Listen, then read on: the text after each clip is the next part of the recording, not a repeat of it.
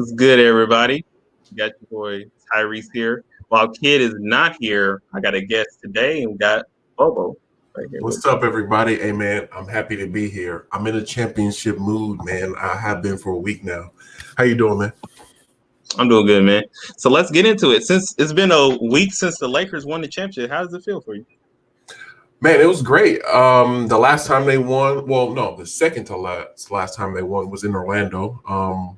And it was just crazy just to see the parallels and the connection with the past until now, how they won. Dwight Howard being on the Lakers after losing to them the last time he went to the finals, he won one with them in the finals. Rondo, his last finals loss was to the Lakers, and then the next one he wins is with the Lakers. So it was just crazy. It still feels unreal, honestly, how they won already that quick. We got LeBron a year later. We got AD that same year. We won the championship. It all came so fast. It's kind of unreal to me, bro. Yeah, for me, the last time I won, I was in the 5th grade when the last time they won the wow. championship. I was a senior in high school. Yeah. Yeah. See, now I'm in college, and now I'm 21. Now they won one, so it actually feels really great. I wish they would have got it done in the Kobe jerseys, but yeah, they spoiled that one a little bit. But it's all good. It didn't matter what jersey they wore. To me, just get the win. I just wanted the win, which is crazy. And I'm happy a whole new generation got to see a Laker championship. So, like when you said you were young when they won their last one, my very first one was the Kobe and Shaq in 2000.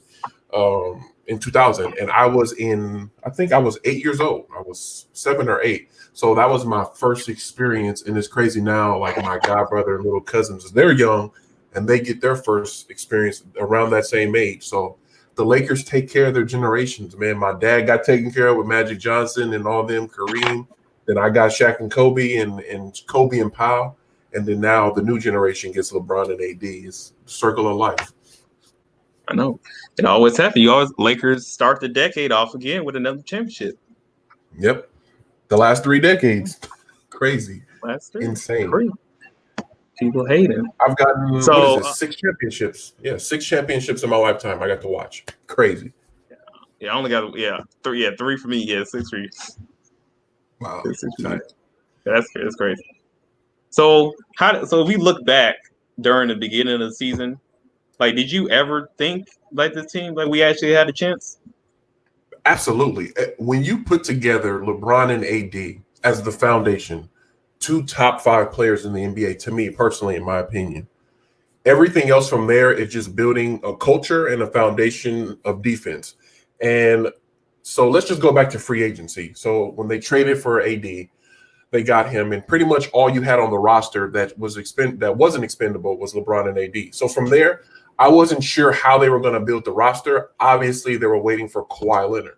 Now, I don't blame them for waiting for him because, to my knowledge and people that I know in that world of basketball, Kawhi was waiting on the Clippers to make a move. And that's why it took so long until the end of that July free agency pop-off period for him to finally say, okay, get a trade for Paul George.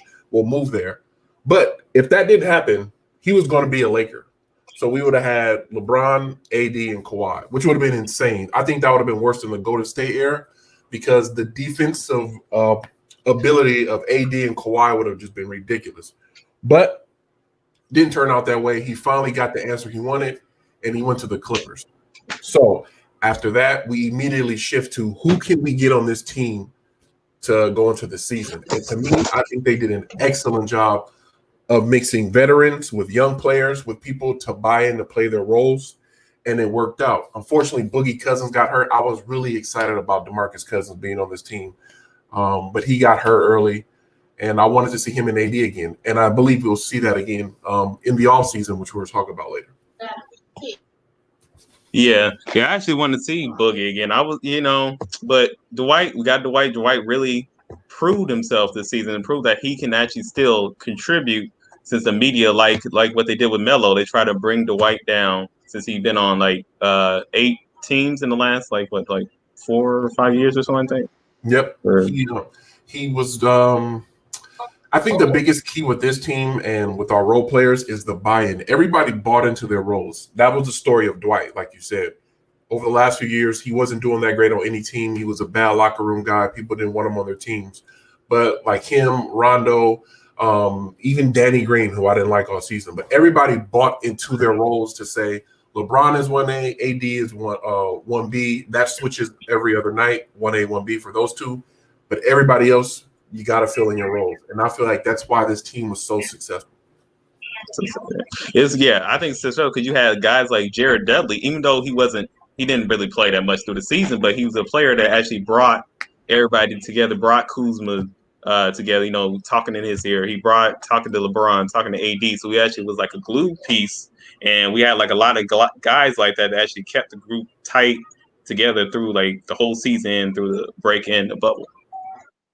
Yeah, completely. And a guy like Jared Dudley is needed on every team. He doesn't necessarily need to play. He wasn't brought here to play basketball for big minutes. He was brought here to be that veteran presence in the locker room. For example, Miami Heat, Udonis Haslem, same type of player. He hasn't played in maybe 2 years, maybe even 3 quality minutes, but he's there because every locker room, if you ever played on a team sport, you need a few guys that's had the experience that can tell people not what to do, what not to do in the locker room. Off the court is even more important. How you conduct yourself every day, getting in the lab, getting in the weights, getting in the extra work, and not be so focused on other things. And that's what Jared Dudley was there for, to keep everything level-headed in that locker room for, like you said, someone like Kyle Kuzma, who can get distracted with the nonsense very easily. And I think he benefited from having somebody like Jared Dudley. Let's say Kuzma has 5 bad games in a row.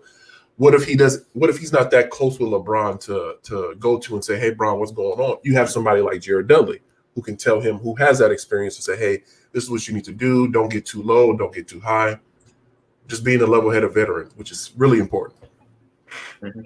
So through the start of the season, were you surprised that the Lakers got off to that great of a start? I believe they were like, 10-1 after the Clippers lost? Honestly, no, not really. I thought they were a top 5 team in the West. I didn't think they were going to dominate defensively like they did. The Lakers on defense was everything that the people thought the Clippers were going to be. The Lakers were all year long, literally all year long, either 1, 2, or 3 in defensive rating.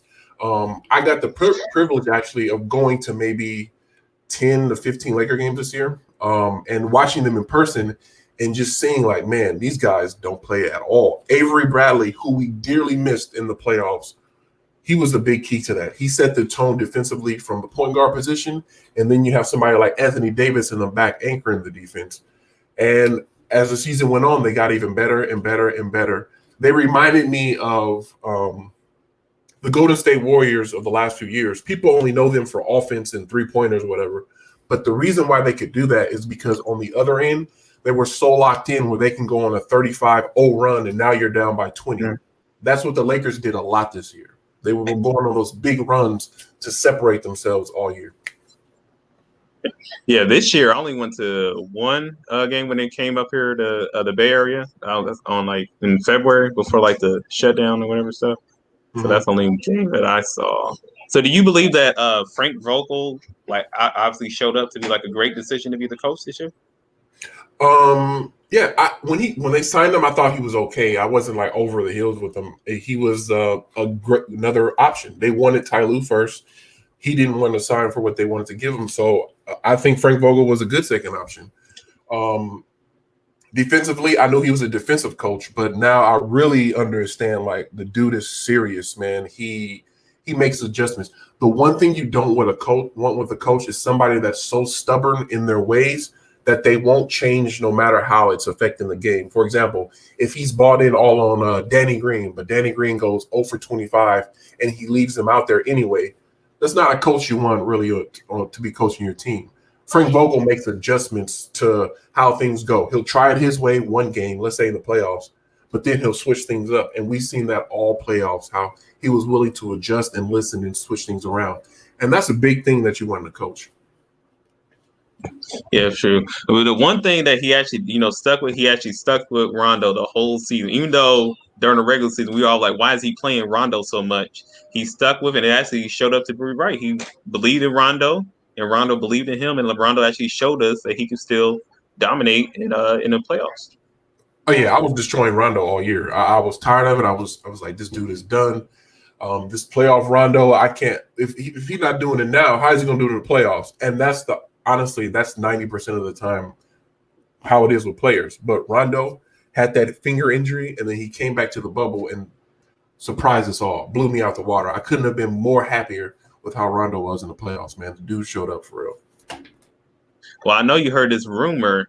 So there's a rumor that CP, Chris Paul, is interested in coming to the Lakers. Now, would you say yes to that, or you like, nah, we should go in the Rondo direction? So CP3 has a big issue for me, and let me pull this up for factual purposes. Let's see, here we go. So CP3 salary for next year and the year after is $39 million, and then he has a team option for $40 million, I believe. I want no, it's $41 million. I'm sorry. I want no parts of that contract at all. Not on this team ever, period. We got 2 max players already. We got LeBron and AD. I'm fine with that. For CP3, I need him to be bought out of that contract, and I need him to come as a free agent. I'm not trading for him. Absolutely not. So do you think if say like CP gets bought out and the Lakers choose him instead of Rondo, you think AD would have a little issue that LeBron since CP is a great friend of LeBron, or since Rondo had a great relationship with both AD and LeBron, do you think that would be a problem or anything? No, I don't think that would be an issue. I think the main objective here is to win, period. Win and win now. So I think if they can upgrade, getting CP3 is an upgrade at the guard position, but also he's a risk with those hamstrings. And I'm not willing to take that risk. Let me just say it like this. I'd rather bring back Rondo for another year at a decent price than to trade for CP3 to have that monster contract. I'm good. You're tying up. What that doesn't do, it doesn't let you have opportunities in the future, and you're stuck with CP3. I don't like that. I like flexibility. So how do you expect the offseason to go? What do you think the Lakers are going to target to bring to the team? For me, priority number 1 is to trade Danny Green, get that $15 million off the books, see what you can get back to that. From that, see who's desperate enough to take him, because it's just a 1-year deal left on his contract, and that will free up $15 million for that team. So I'm willing to see who wants to take Danny Green, and that possibly includes Kuzma being in that trade, which I have no problem with. I think the Lakers need to go and get another shooter. Somebody like Joe Harris, who's on the Nets right now, he's a free agent. If they can pry him away, replace Danny Green with him, or him with Danny Green. Sorry, I said that wrong. Replace Danny Green and get Joe Harris. That's a good move for me. And I think they'll look to actually trade for a star this summer, but we'll see how that goes. We're going to get a bunch of players who's going to be forcing trades, I believe, coming up. So I think that's how that's going to work. So Derrick Rose also has been in the news. You think you think we should trade for Derrick Rose, or we should trade for more like a shooter or anything like that? No, I think you can trade for Derrick Rose. I think you can.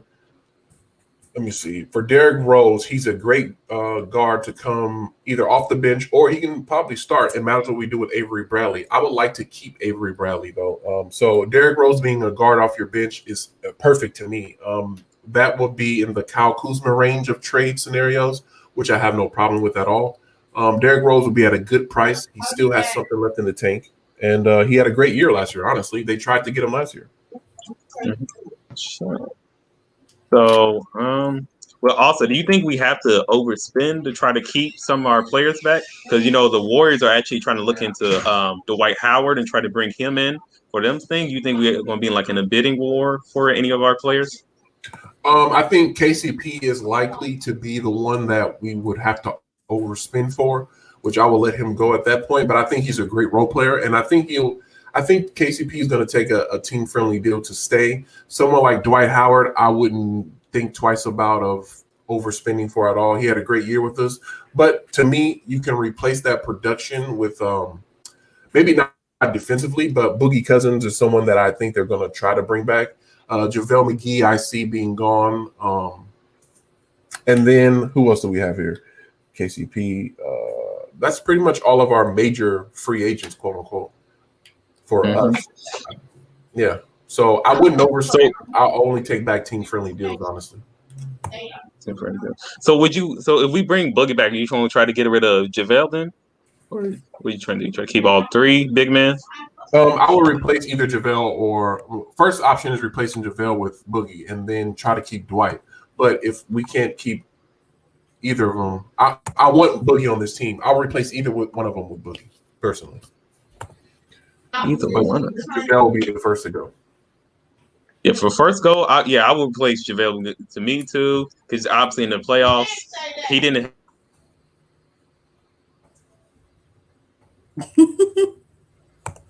Sounds like me, my house. Oh, it's all good.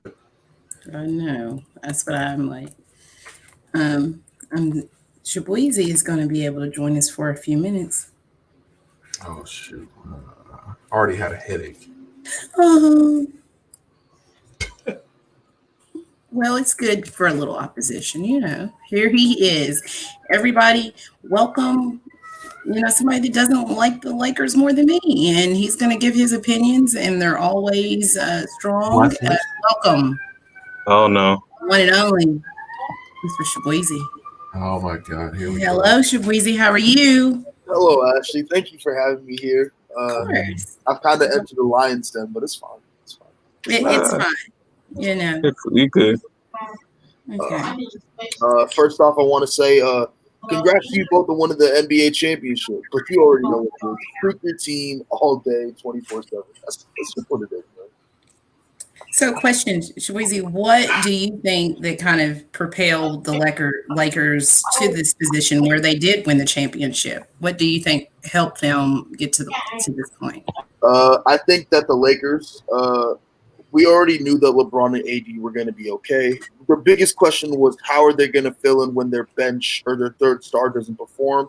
And I think Rondo stepped up in an immense way in the playoffs for them, and where they expected their third option to be Kuzma, and Kuzma didn't perform at all. But Rondo stepped up in a way that they needed. Other certain role players stepped up that we didn't see necessarily in the regular season, like KCP, Dwight Howard stepped up, Markieff Morris. And I think that helps LeBron and AD not have such a big load on their shoulders as they had a bench to rely on. So what do you think? Did we kind of get into everything with, COVID, how it put a hold on the season and possibly how it affected the Lakers and the other teams within the league? Did we go over any of that? Because, where I had to step away, I'm sorry, I didn't hear. I just don't want to, hit. No, we didn't talk about that part. So, what do you all think about the fact that the season, it was paused, right? Do you all feel that it helped the Lakers and possibly hurt other teams, or what do you think helped them kind of keep that team morale going during that span of time where they weren't playing, they weren't able to practice? What do you all think there when it just comes to, the pandemic situation? How did that affect? Did that help them? What do you all think? We'll start with Sheboyzy since he just came in. I think the pandemic, I think it definitely hurt the hell out of the Clippers, because the thing about the Clippers was that the Clippers already didn't have enough games where they played together all at once as a unit. Kawhi sat out a lot of games. PG was injured a lot. You had different problems with Patrick Beverley, Trez, and Lou Will. So their chemistry wasn't as gelled as some other teams in the league. And I think they were depending on the rest of the season for that to be hashed out. I think the pandemic coming in place really hurt them as a team because their chemistry wasn't there. And by the time basketball started, they were not even the same. They might have been worse when it came to chemistry because they just had 4 or 5 months where they weren't playing together. So when it came in, it was just a bunch of individuals coming into the bubble. I feel like that definitely hurt a few teams. It affected a lot of others. The Milwaukee Bucks, I feel like not having home court for them really took them out of their funk. I feel like home court, the way you can tell mature teams is by the teams that perform just as well home as they do away. And I think that's what hurts a lot of teams. Like the Philadelphia 76ers, for example. They are, I think, 29-2 on their home court, or 29-1, and they were like 25-24 away. So you can already tell they, as a team, they're not that mature because they only perform on their home court well.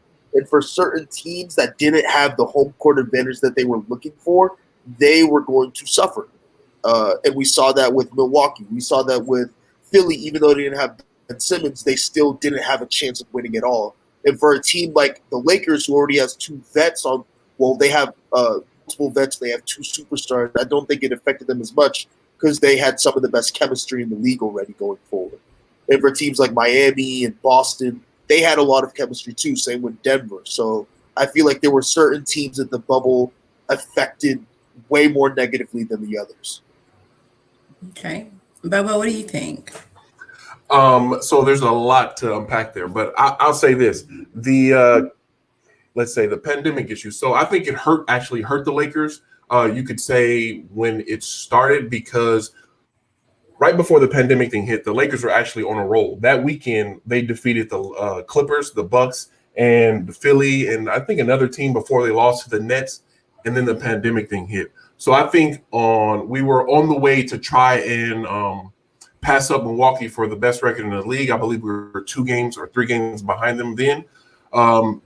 Giannis actually got hurt that game versus the Lakers in that third or fourth quarter. So the pandemic break not only stopped the Lakers' momentum, but now it gives everybody time to heal and get better and rest up. For example, the Trailblazers, 2 of their players that were hurt at the time that weren't even going to play that season got a chance to play in the very same season in the playoffs. So for teams, it actually gave them time to heal up. A team like the Clippers or Kawhi, who can't play 2 games in a row, player like him gets to heal up. Paul George, who actually came back in better condition for the playoffs because of shoulder injuries. They said he said he was feeling better than he ever felt all year. So I think everybody got time to heal up, but the home court advantage and things of that nature put everything, let's say, even. You have to show up every night. You don't have a crowd, obviously. So I think for some teams it affected them mentally. I think this was the most mentally tough playoffs probably ever, you could say, because of the having to stay in the same hotel, having to always check in for COVID, having to worry about is there going to be an outbreak, playing every other day, which they're not used to actually. For example, in the playoffs, it's usually flying, hotel, and et cetera. So I think mentally, this was the toughest playoff series for anybody, and those mentally tough teams kept moving on into the playoffs. That's why I think that was Miami's biggest thing they had going is they were mentally tough. No matter how young they were, they had a great coach and Jimmy Butler leading them. Mentally, those guys were locked in. Okay. Tyrese, what are your thoughts here?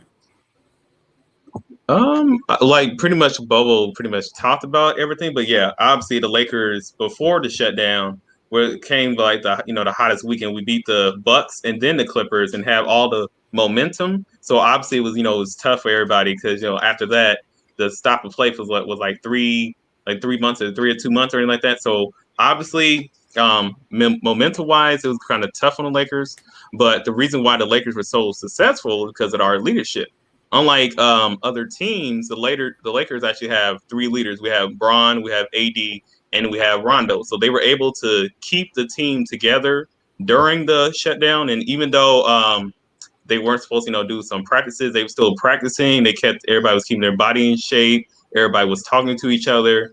Everybody was checking up with each other. So they had actually the chemistry that we built before the shutdown actually helped them during the actual shutdown, because the team were actually were already together. And they came together, checking on everybody, practicing, and keep the team. That's why they were so successful in the bubble.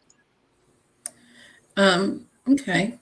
Next question. So as a leader, right, do we feel that LeBron did his job successfully to lead his team to this point? I mean, obviously they won, but we've all, the past, some of the criticisms has been about, decisions that he's made during the playoffs. Do you all feel that he kind of redeemed himself this season with some of those things?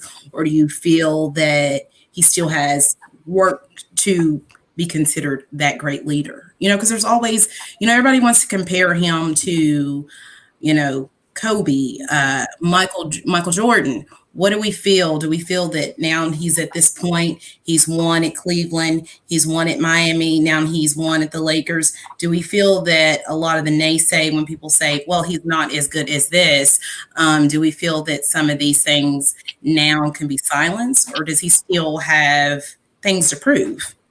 Do we think he's an effective leader? I think Next question. in terms of leadership, I don't think there's ever been a question for me about LeBron's leadership. He might be the best leader in basketball. I do think there's always things to work on for him, though. Like I remember Rondo said there. I remember the report came out where Rondo said that he had to give LeBron tips on how to sort of act around younger players, because whenever he would react to them doing bad plays, it'd kill the morale, because LeBron is playing with a lot of he was not so much anymore. But even in terms of AD, because AD is still young, a lot of the people that LeBron played with, he's their hero. You know, he's a role model for them. He was their player growing up. So there was always things to learn in that aspect, and where you can't treat him like he's a normal person you played with in Cleveland. Like every way you react to him playing will affect his mentality, because you're his Kobe. You are his guy. You are his god. In terms of LeBron being a leader to these players, I think you can't ask for more so a better leader. I think out of every superstar in the NBA, I think there's only 5 or 6. He's the best leader you could ask for. When in terms of compared to MJ and Kobe, all three of them, I think when people compare their leadership, I think it's hard to compare them as leaders, because all three of them are good leaders, but they lead all in very different ways. Yes. You can still be an A leader, but you don't have to lead like the other A leader. Like LeBron is very, you can say he's very team oriented. Yes, he knows he's a leader, but he tries to get everybody involved. Kobe does as well, but he's also the I will score if I have to mentality. If we're down 20, I'll take as many shots as I need to get us back in the game. I don't care if I'm taking 50. I'll take as many as I have to.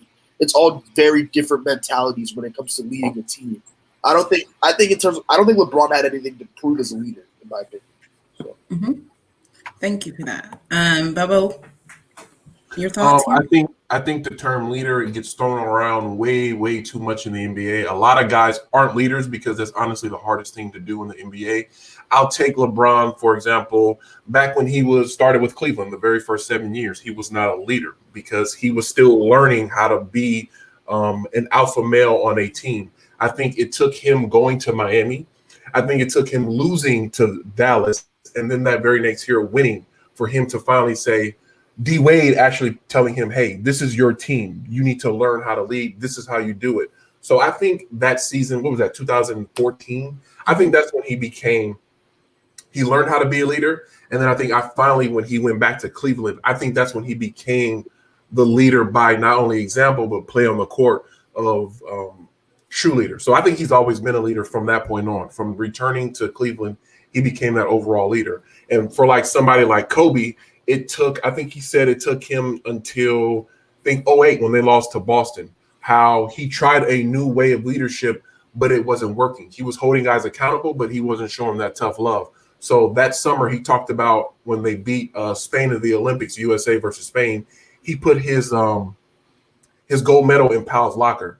And then from that moment on, Kobe transformed into that hard-nosed, no-nonsense leader that he needed to be, the best version of himself. I think everybody can't be the same leader. And I think the comparisons with LeBron to Kobe and Jordan are just completely off. LeBron is nothing like them. LeBron is more of a Magic Johnson type of leader and player who involves everybody around them. Kobe and Jordan are more of a willful, I'll lead literally with the ball, scoring and guiding people and that tough love and the either you do it or get off the court type of leadership. I think there's various different ways of leadership, and I think LeBron has excelled that at all expectations pretty much that's ever been given to him personally. Thank you. Tyrese? Yeah, pretty much. Yeah, LeBron is a top leader in the game. There's only two great leaders really in the game is CP and it's LeBron. LeBron has kept the team together the whole season. So mostly he's more the type of leader who they did a lot of like team dinners. They did like a Madden tournament during the bubble to keep the players together in the camaraderie. And I don't think he doesn't have anything to prove really to anybody because he's always been a great leader for the last 6-7 years. But he has nothing left to prove anything. Now it's just adding to his legacy. So it's how many more rings he can get, how many more whatever scoring. That's he probably not going to score a title, but how many if he got another MVP, if he can pass Kareem in all-time scoring. And now it's just what can he add? He's already done what he needs to do, and he has nothing more to prove to anybody. Thank you all. So my next question. So going into next season, what do they need to do? Like we said, we kind of say, what are we going to do to get here again? Who would be their biggest opposition from them? We'll start, let's say, in the Western Conference Finals if they get to that point, and then also in the championship. Who are the two teams that you all feel that might hinder them getting a championship for the next season? Shabuizi? All right. Okay, going from west to east, I think in the West there's two teams that I need to see how the offseason plays out. Mm-hmm. Yes. Based on if the offseason goes well for these two teams, then the biggest competition in the West for the Lakers is the Warriors and the Clippers. Because the Clippers, as they stand now, they need to make roster adjustments. Whether it's shopping PG on the trade market, whether it's shopping Lou Williams, I don't think they should, or Patrick Beverly, or they acquired a bunch of other players that they might need to trade in terms of getting stuff because they have no luck in the draft. They traded all the picks. I need to see how they work through the offseason. I need to see who they pick up. They need to pick up either a big man or a floor general like Chris Paul. Now that Doc Rivers is gone and Chris Paul never really had a chance to be around Steve Ballmer because he's sort of the new management of the Clippers. He was only there with Steve for 1 year. I think that Chris might consider being back with the Clippers because the people he had a problem with are sort of gone from the organization. And set the Warriors based on how they work in the draft, whether they have the number 2 pick, if they draft James Wiseman, Obi Toppin, even if they draft the LaMelo Ball, they can shop that pick for somebody they actually want, like a Giannis or a Joel Embiid, somebody that will really fit their system well. So based on free agency, I think those two teams, if everything goes right for them, it's those two. And I don't need free agency for the East to tell me that the biggest competition for the Lakers in the East, free agency or not, is the Brooklyn Nets. The Brooklyn Nets are a powerhouse. They have Kyrie Irving, who people say he can't be a number 1. Okay, sure. But in terms of Robbins, a number 2, I don't think you can have a better number 2. We saw with LeBron, Kyrie averaged 30 next to the best player in basketball in the finals. In terms of you needing a number 2 and a point guard at that, I don't think you can ask for a better number 2 than Kyrie Irving. You have KD. We know what KD's about. The question is, does KD come back healthy? I think that's what deters their success or not, how healthy KD comes back. But even without that or not, they're talking about making trades. I don't really think they need to. They have one of the best benches and backups in the league. Spencer Dinwiddie, Jarrett Allen, DeAndre Jordan, Karis LeVert, Joe Harris. The Nets will be the second best or first best team in basketball next year. They'll be the best team in the East by far. Okay. Thank you. And Bobo, what do you think? Like I said, yeah, we have to get, through just predictions. I know it's kind of hard because, free agency hasn't started, or anything, but what do you think? Let's see. On the West side, let's start with the Clippers. I think the Clippers have I think 6 or 7 of the same exact player on their team. I think they need to clear out some of that bench and get an actual facilitator. Get Kawhi off the ball so much, trying to do something that he got better at, but that's not his bread and butter. You don't want Kawhi trying to set up plays and do everything else. So I think they look to trade for a point guard. And honestly, they need to get better defensively. We say they're good defensively, but they're honestly not as great as people try to make it seem. So I think they need a big man anchor back there to help stop at the rim, because I believe Montrezl Harrell is out of there. So they need more than just Zubac. So I think the Clippers look to go get a big man. I think they go look to get a point guard, and then the rest will fill itself out. They'll be a top 5 team in the West, obviously. And then Golden State. They have that number 2 pick, and then they have what's his freaking name? what's the guard's name they just traded for? Andrew Wiggins. Wiggins. So they have that number 2 pick in Wiggins. I believe they package those two, and I think they go shop for either a big man or kind of like I'd say a 3, like a KD type of guy for them. But for them, to me, they've been off for a year. They haven't ran that system for a year. So that defense, if it's clicking the same way as it usually does, I have them right up there like Shabuzi does. And then the Denver Nuggets, I think they'll get better. If they come back healthy and ready and Porter Jr. comes back and takes another leap, I think they'll be right up there again. I have no faith in the Houston Rockets. That needs to change some way. They're going for a new coach, but the system doesn't work. It never worked. It never will work. So the Rockets need to change up the whole system. And then going out to the East, I think the Nets are going to try and get another guy. I think they trade some of that bench, their depth. I think they go try and get like a Bradley Beal type, somebody like that, because they have a lot of expendable pieces. They have way too many guards, to me personally. So I think they look to go get a third guy, because just in case KD isn't all the way or can't play as much as he wants to, but I see him as being fully healthy. It's been way over a year since he tore his Achilles. I think he's back in rhythm. So early final predictions for me is Lakers versus Nets. Okay. And for me, yeah, pretty much I would say probably the Clippers and the Nuggets and the Warriors. But you have to wait and see what the Warriors are going to do, because right now, if they want to get, I'm pretty sure they're going to trade the second pick. And they probably have to trade Draymond with that. So that's probably going to do something, because he's mostly the defensive leader. So if they do that, they're going to lose him. And I think they won't let go of Steph or Clay. They're a lot to stay. And they probably move away with Draymond, Andrew Wiggins, and the pick to try to get somebody if they want to get like a star player.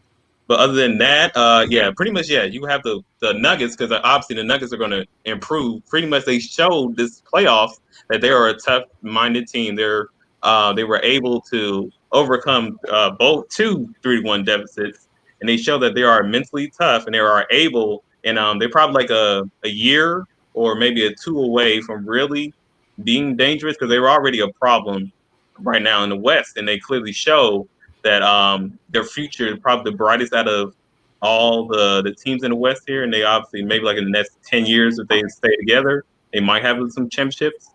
But going to the East, I have to see with the Nets. I don't really know.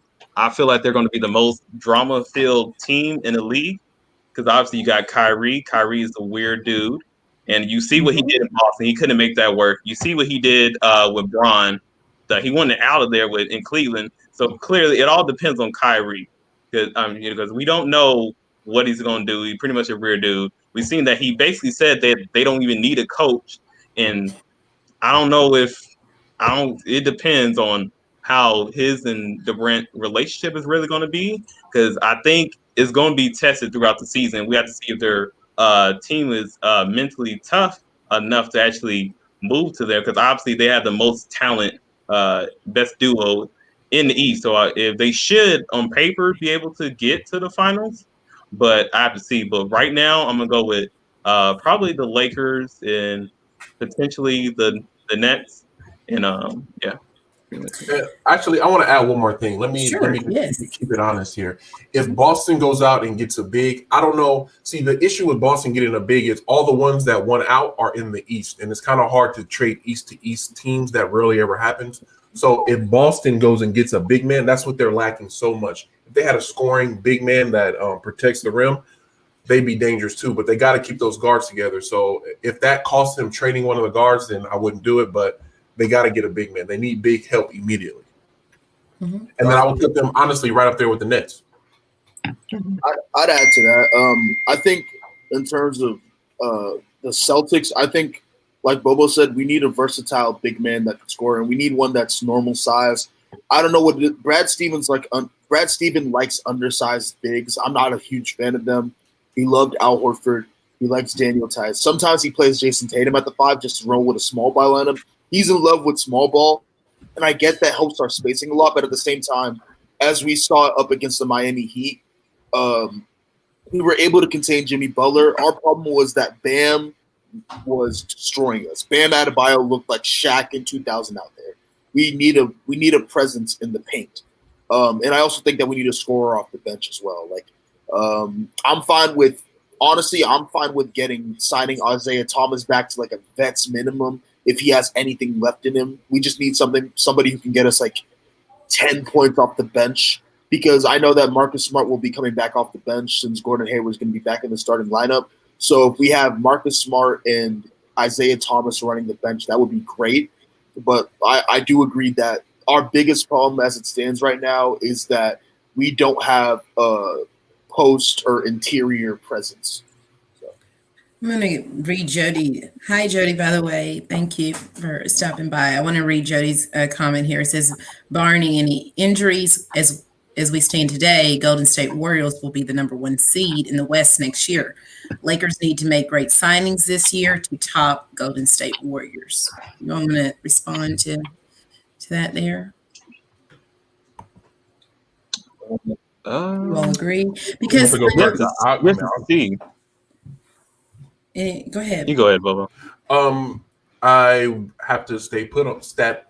How am I going to say this? I have to see what they do with those picks first. I mean, even if they're stand put, if they go into the season right now and they keep their pick and they draft the player, I don't see them being good enough defensively at all. They need to make a trade.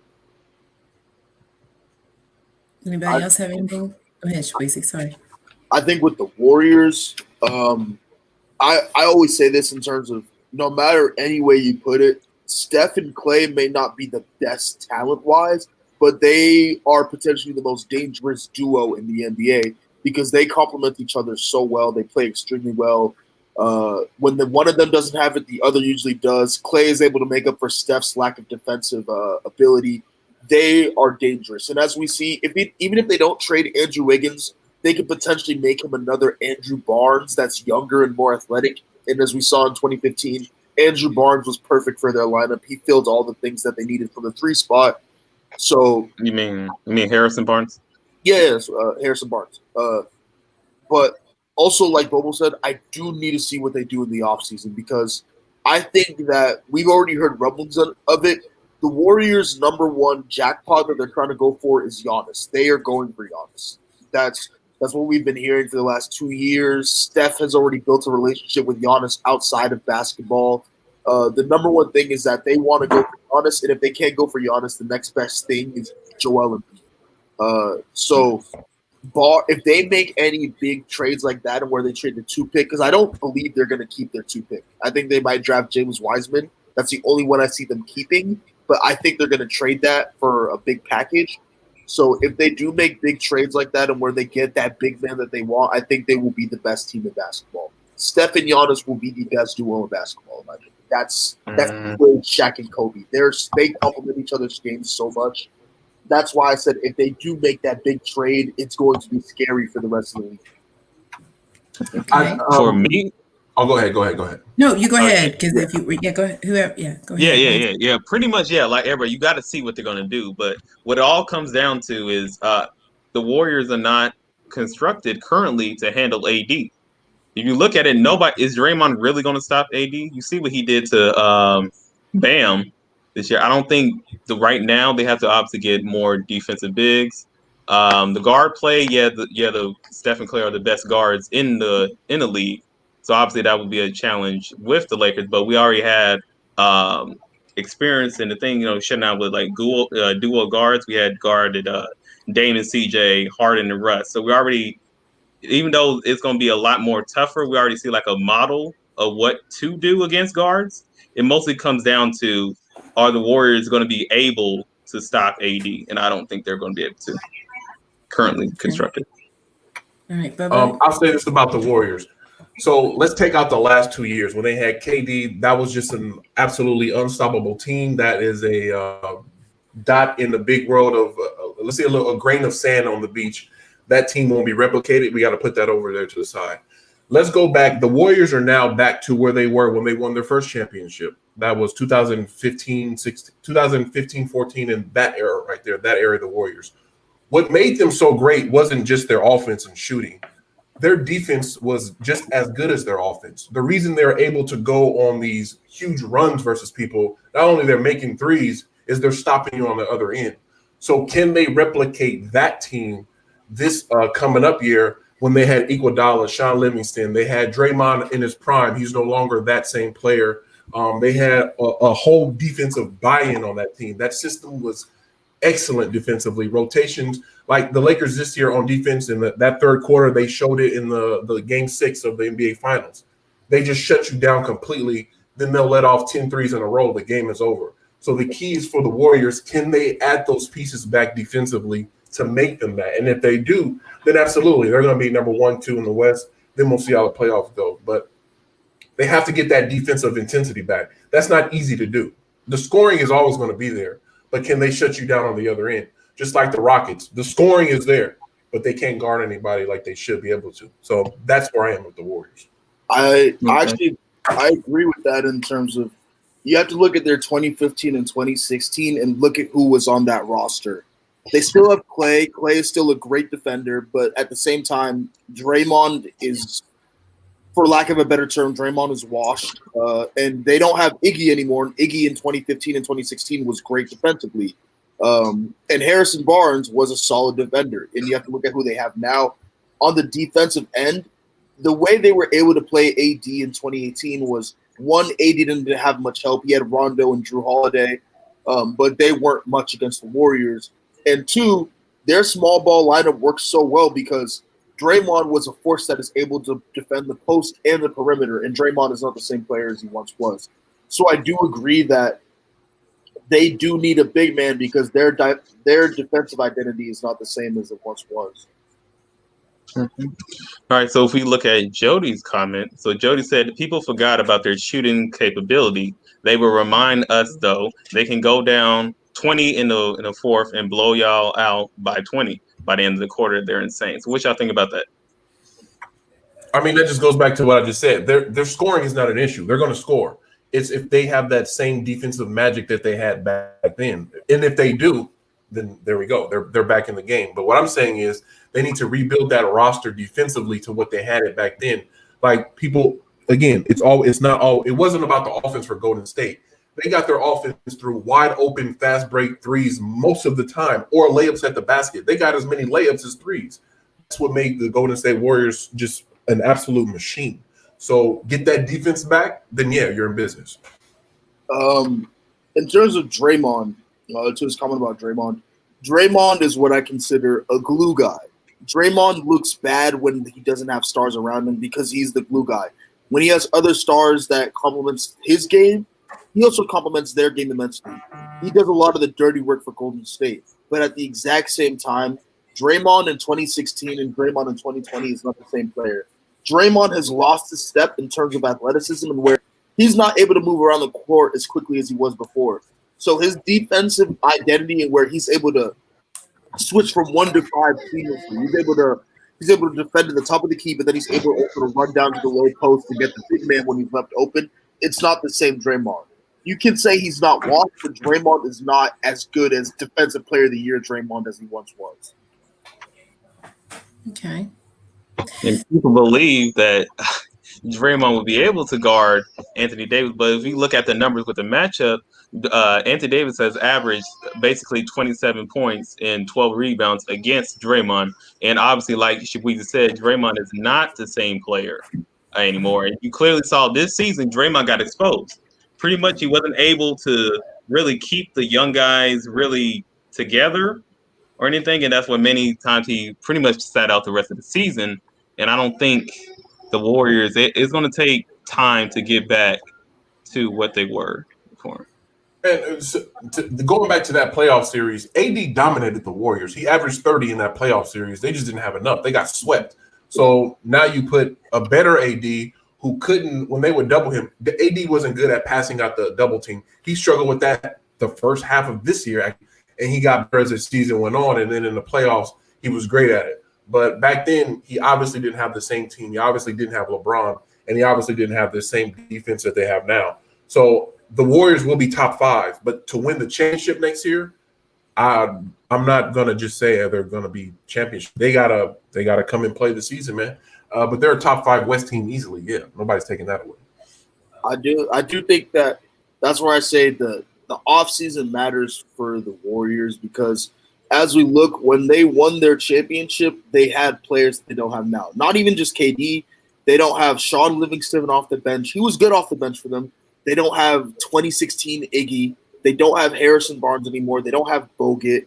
Now it's it's Clay, Steph, Draymond, and a bunch of rookies, basically. It's Eric Pascal, Jordan Poole. Like, it's their big three, but a bunch of rookies, and Draymond isn't as good as he was. That's why I do think they need to make acquisitions in the offseason to be as big as a contender as they used to be. I still think they're going to be a top 3 team in the West, but I don't know if they're going to be better than the Lakers unless they do make those offseason acquisitions. Okay, and Jody says they're champions who have great chemistry. That means a lot in the NBA and playoffs. They're slept on, but lock the Jody Damas moment in now. Golden State Warriors will be beasts. I mean, Kid, they're going to be. what are your thoughts? Kid, you want to say anything? Yeah, I hear me. Yeah, they're Yeah, gonna I can hear you. I know. Welcome, Kid. I know Kid was being responsible and doing his work. So that's why Kid is a little late here. But Kid, what do you think? This is a Ticey Dominus moment right now. I got Lakers versus Warriors in the Western Conference Finals. What the hell in is 7. Ticey? And then they're gonna beat the Warriors. Lakers are gonna beat the Warriors. Then they're gonna go to the finals versus the Nets, and that's gonna go to 7. And I think the Lakers could win that, but the Nets are gonna be a really good team. So we're just gonna see how that plays out. I mean, For me, yeah, go ahead, Shabby. okay, I was going to say, and Jody's point about three-point shooting, nobody's arguing that. The Warriors have always, for the last 5 years, been the best three-point shooting team in the NBA. They've effectively taken D'Antoni's system and made it workable and winnable, and where they're able to outshoot it. They're able to outshoot an opponent, but they can also outdefend and outwin. Like, they don't just chuck up threes. That's what makes them great. The three-point shooting is never the problem. They're always going to be there offensively. Like Bobo said earlier, the defensive identity is where I don't know if they'll be able to keep up, because you can't just win with offensive powerhouses in the NBA today. Bobo, do you have anything to add? No. I think people are getting confused with me saying they're not going to be the same defensively as they're not going to be good. They're going to be good. They're still top 5 in the NBA. There'll be a challenge. They might even go to the West Finals. What I'm saying is, to win a championship, to me, beating the Lakers or the Clippers, you're a championship team. And I think to get to that championship level and play the Nets or whoever comes out the East, and that all depends, honestly, where Giannis goes as well. So that's a big wrench in this. But to them, just to get that back in one season and to be clicking on all, I think it might take a year for Golden State to then the next year come back and say, all right, yeah, they got a championship team. Because then again, it's going to be all new players in this system pretty much. None of them played with Clay last year. Steph barely played a few games, and Draymond pretty much threw the season and was trying to get as many techs as he could. So now you're going back to an all-new team to try to compete in this West with teams that have been together already for one season. And not only that, they've been together in that godforsaken bubble for 3 months with each other at minimum that built all kind of chemistry. So it's just going to be tough for Golden State just to come in and then go all the way to the ship. Top 5 team in the West, of course. Even top 5 team in the NBA, I would say. But winning it all, that's going to be tough, man. Weezy, did you want to add anything? Yes. Well, not more so about the Warriors. I also said I did forget Miami. Somebody brought it up. Miami next year is interesting because Miami, I see them individually as a team. The only way I see them getting better in terms of better than they are now is either they trade for somebody or they get better in terms of their drafting. Because the thing that we saw against the Lakers is that they couldn't stop LeBron. That's one thing. It's hard to stop LeBron. But in terms of their big man presence, they definitely need Giannis. I think that's why Pat Riley's a great GM. I think that's what we've been seeing from him, why he's been saying it for the past year and a half. They're thirsting for Giannis. I think when it comes to the Heat, if they get a Bradley Beal or they get a Giannis, then I have the Heat going against the Nets. But as it stands now, the Heat as they are, I don't see them getting past Brooklyn. That's all I want to say. Okay. Man, I'm going to read this point, and then I'm going to get to my next question for you guys. I'm going to read Jody. He said the defense will be there, guys. They have the same staff. The structure is all there. Okay. You still need the players. You got to have the players for that. I don't care what staff you have in the world. Yeah. If you don't have the players that can actually have the ability to do it, then it's not going to happen. Sorry. Yeah, that's facts. Like you could have a defensive-minded coach, but if you don't have enough great defensive players, it doesn't mean much. Like as it stands now, besides Draymond, Clay, and Steph, the rest of their lineup is Marquise Chris and Eric Pascal. Who Marquise Chris is a borderline G League player who's trying to stay afloat in the NBA. And despite Eric Pascal being a great rookie, that's what he was, a rookie. And he's a 12 to 15 a night guy, but his defense isn't there that much. He's more of just he's a volume scorer. So they need more defensive guys, man. Okay.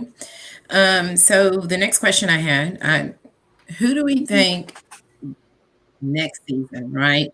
Who is in your mind going to be, maybe a team that was in the playoffs that we feel on the East, West, give me both, or just one in particular who you feel going into next season is going to be the biggest loser?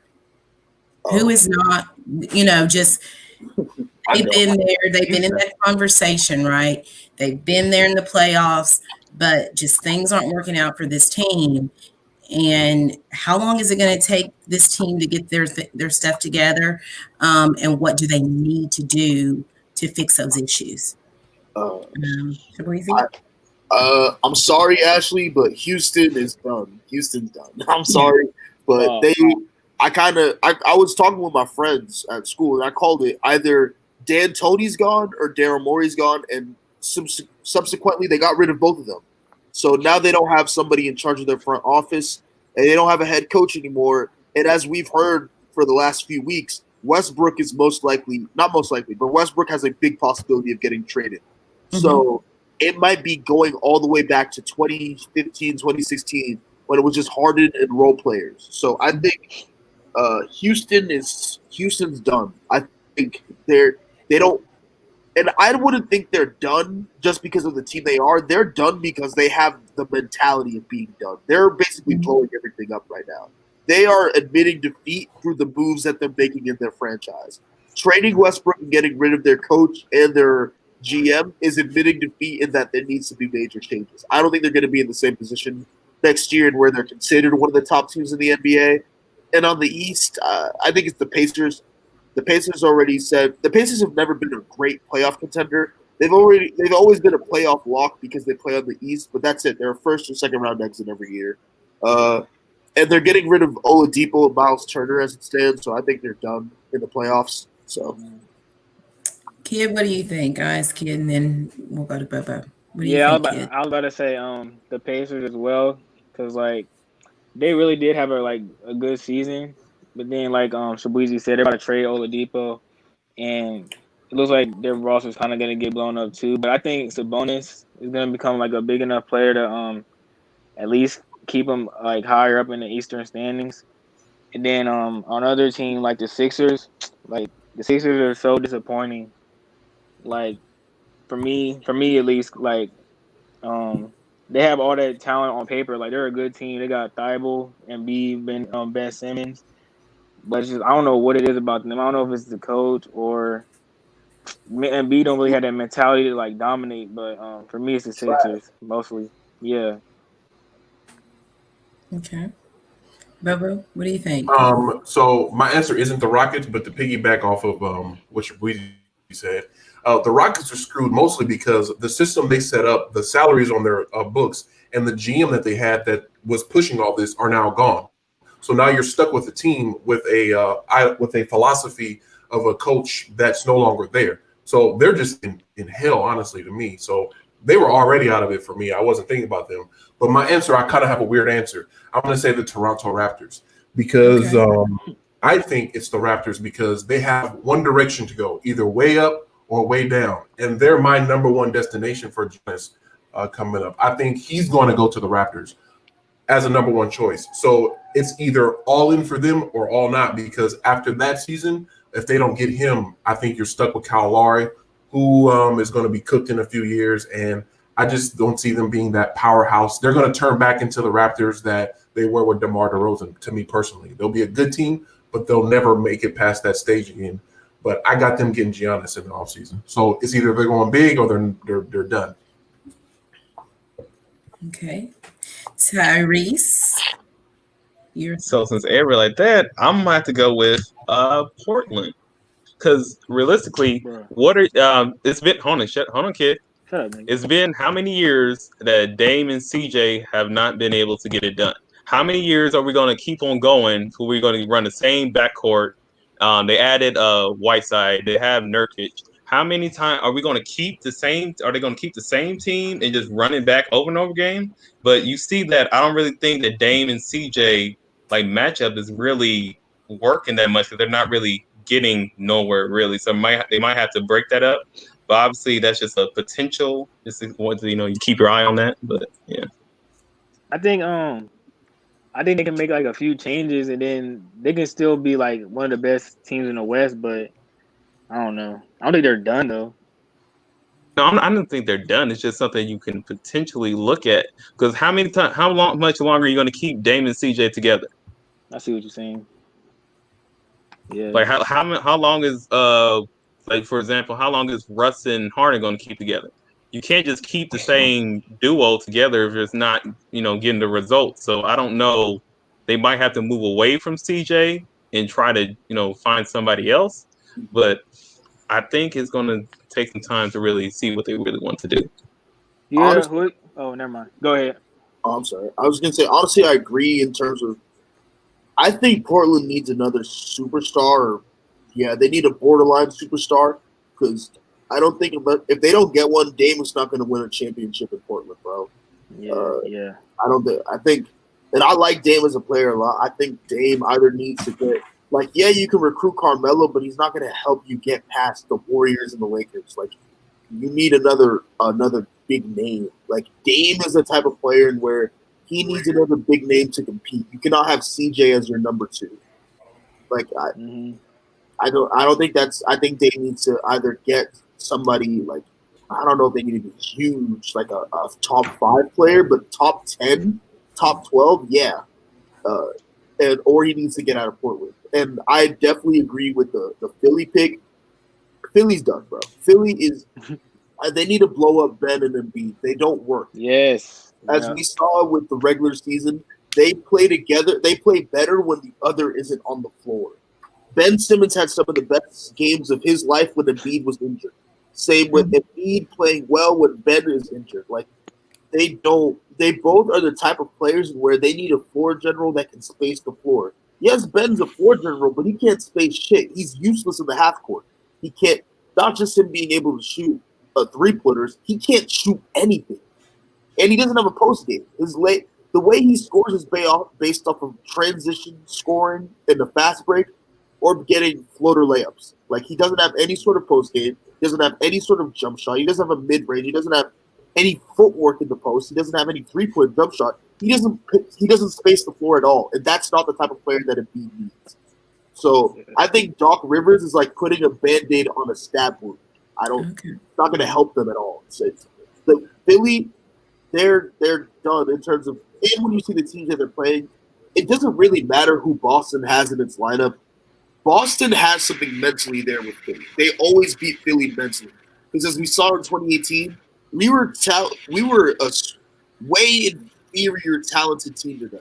They had Simmons and Ben, and we had a rookie Tatum and Jaylen Brown at 21, and we still beat them in 5. Like, there's something mentally there when it comes to Boston, and they can't get past Miami. Excuse me. We saw in the season 2, Miami has their number 2.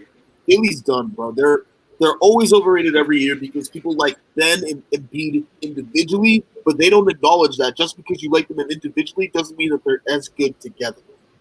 So, I want to talk about that, if I can, of the Portland stuff. I think Portland is interesting because now you have to ask yourself, it's been 7 years with Dame. I'm not saying trade Damian Lillard. What I'm saying is Damian Lillard the best player on a championship team? Is he the number one guy? We're saying can CJ be the number two? But is Dame even the number one guy? Does he need somebody like, for example, when LeBron was the number one guy and killing the league, but can never get over the hump? He had to join D Wade to be that number two guy for a year and then become the number one. Is Damian Lillard a number one guy? We're not saying is he a number one talent, but is he a number one guy to lead you to a championship? Now that's left to be said. Who knows? But to me, that might be the biggest question Portland needs to ask themselves. Do we need to go get somebody just as good or even better, or we stick it out and see what happens? Yeah, that's a good question. So do you guys have any expectations for free agency coming up? You got any players moving, any teams staying the same, or what do you think is going to happen? I think that AD is staying. I don't think that report that came out, I don't think it needed to come out. I think as soon as he got traded, we knew AD was going to re-sign with the Lakers. That's where he wanted to go in the first place. So AD on the Lakers is pretty much a done deal. I do think that Rondo, I thought Rondo would actually retire after the season, but I think him testing the amount of money he can get is smart because his trade stock definitely went up in the playoffs. So him testing him getting more money than him having a vets minimum on the Lakers is actually smart for him.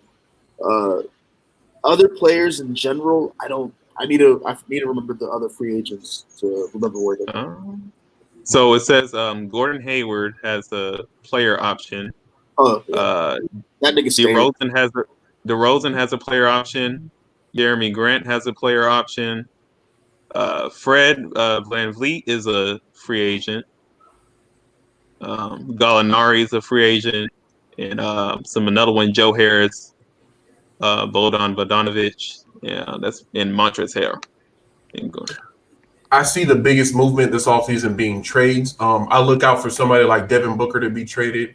I look out for somebody like Donovan Mitchell. Those two guys, look out. The target will be there for them. I see the Knicks being extremely thirsty, trying to get someone like that. I think the Lakers are going to go out for a trade for somebody. Who knows? But there will be movement. Roster will be shaken up. I see the Clippers trading for a point guard. So I think it's just a lot of people that are going to be available that just aren't known just yet. I think somebody's going to ask for a trade like Oladipo did a few weeks ago. I think the biggest things are left to be seen. And Giannis not signing an extension will be the first trigger to that. I think that domino needs to fall first, and then everybody will react to it. So if he signs it, then he's staying, obviously. But if he doesn't, now teams need to get into position to say, hey, if we're going to go all in for Giannis, we got to make room. So Miami, I think Boston will try to make room for him. Why not? Why couldn't he go to Boston? I say a team like the Toronto Raptors, obviously. So I think Giannis not signing the extension will be the first domino to all the other trades. Mm-hmm. Oh, definitely. I actually was talking with people about this. When it comes to Giannis, I think Boston is a dark horse in terms of people that might go after Giannis because, honestly, I think we have one of the best trade packages for him. I love Jaylen Brown, but if it came down to me trading Jaylen Brown for Giannis, I'm pulling the trigger. But that's only with a guarantee that Giannis would stay, which I don't have. That's the biggest problem because he's a free agent right after this year. So that's also a big threat in terms of if somebody trades for Giannis this offseason, they also have the possibility that he will leave after 1 year. So that is a risk that comes with trading for Giannis this offseason. Gordon Hayward, he's staying. I don't see him opting out of $32 million in somebody that's always going to be a contender for the next few years. That's a perfect situation for him. I definitely think Boston. The problem is Boston should look into trading Hayward, but they can't because nobody wants a $32 million fringe all-star. So that's I think they just have to ride out his last year of his deal. And what somebody I do think is actually going to be a big trade market piece is Karl Anthony Towns. There were rumblings last 2 weeks ago or a week ago that Karl Anthony Towns wanted out. And I did think that was weird because they just traded for D'Angelo Russell. So it looked like they were going all in. But at the same time, Karl Anthony Towns has showed different signs of him not being happy in Minnesota, whether it's the fact that they're not winning or it's Minnesota. No niggas don't like Minnesota like that. It's just fact. I think Karl-Anthony Towns might be one of the people we see request a trade. And instead of D'Lo and Karl-Anthony Towns getting joined by Devin Booker, they might join him on Phoenix. So Okay. Because I was actually going to ask you that follow up. Like, where do you feel with Towns? Where do you feel that Phoenix, if he would be the best spot for him moving forward?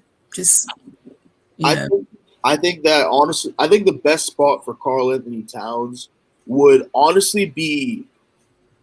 I want to say Golden State, but at the same time, no, because even though Cat might be the best offensive big man in the league, his defense is atrocious. And there are teams that could use big men, but they don't want a big man that can't play defense. Yeah. So Boston would be great for Boston spacing, but again, we need a defensive presence. So honestly, for him, I'd say that Cat could go to maybe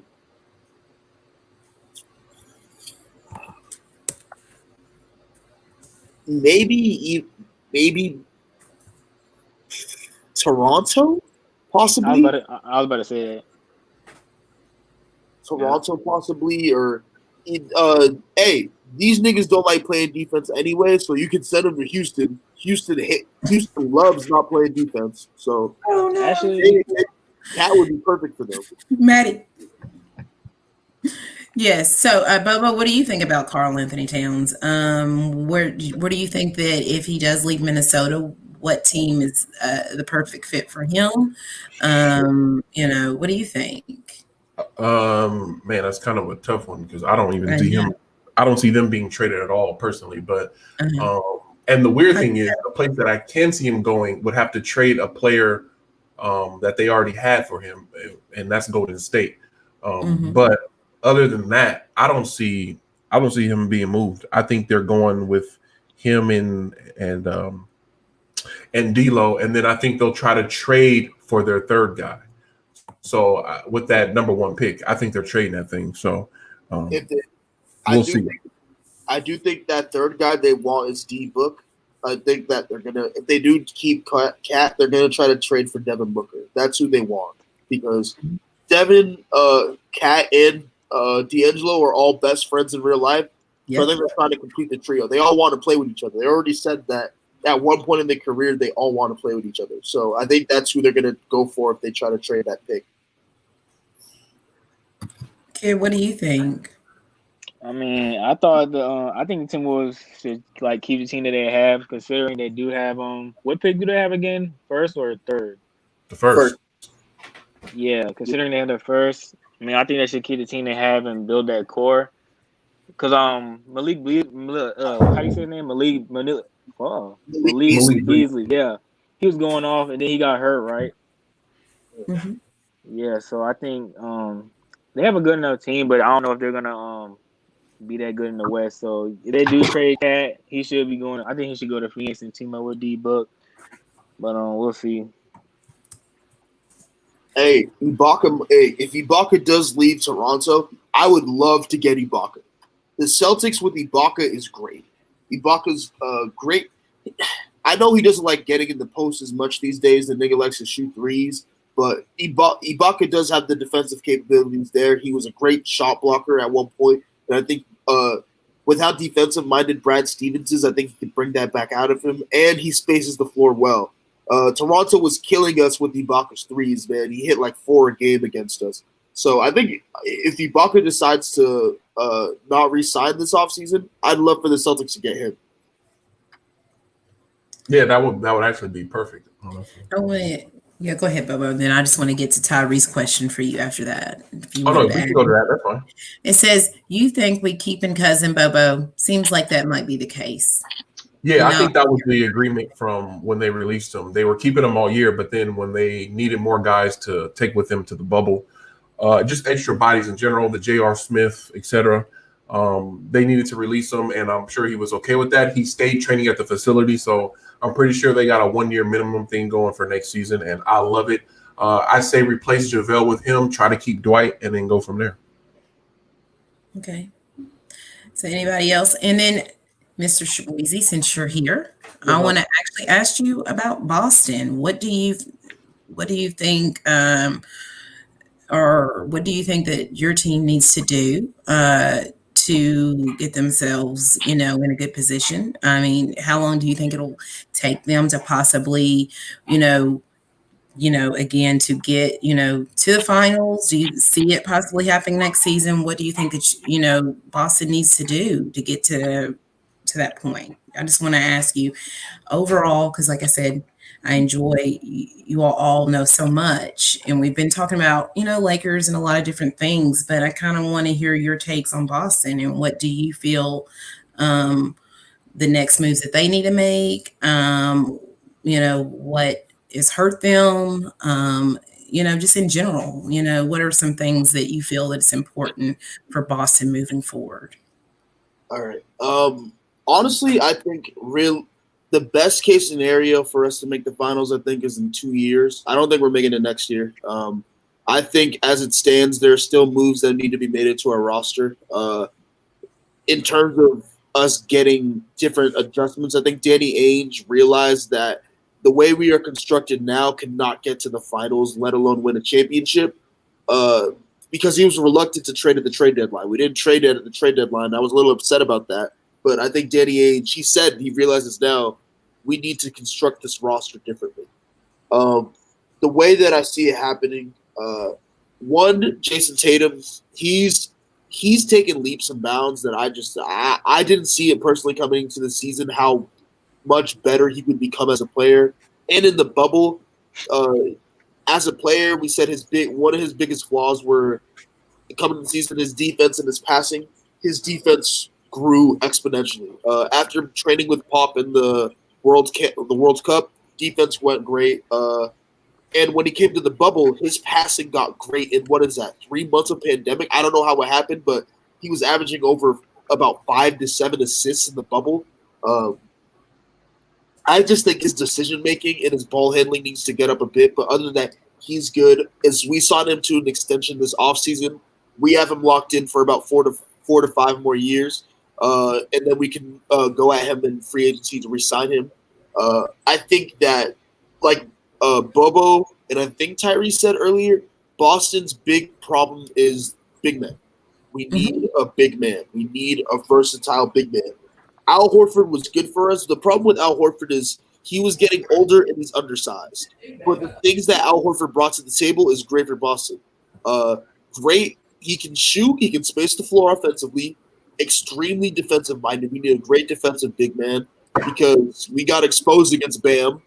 Our small ball was working up until then. We were doing a good job against Embiid and Marcus Gasol and Ibaka. We were doing a good job of able to beat them.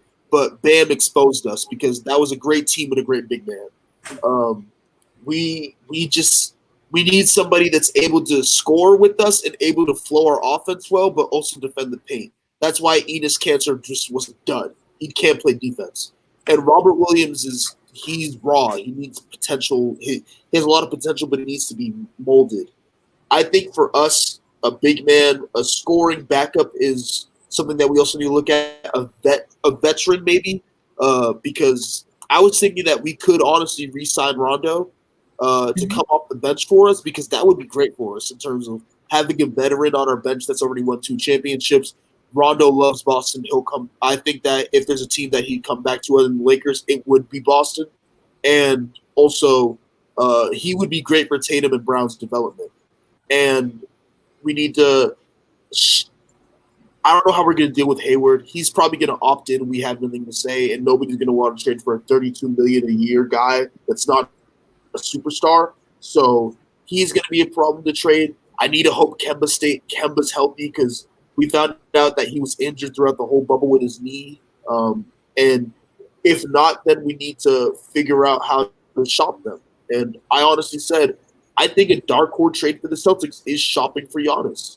Giannis on the Celtics, like say a Marcus Smart, Jason Tatum, and Giannis trio, that is a championship contender in my opinion. Tatum and Giannis on a team is one of the best duos in the NBA, I would think.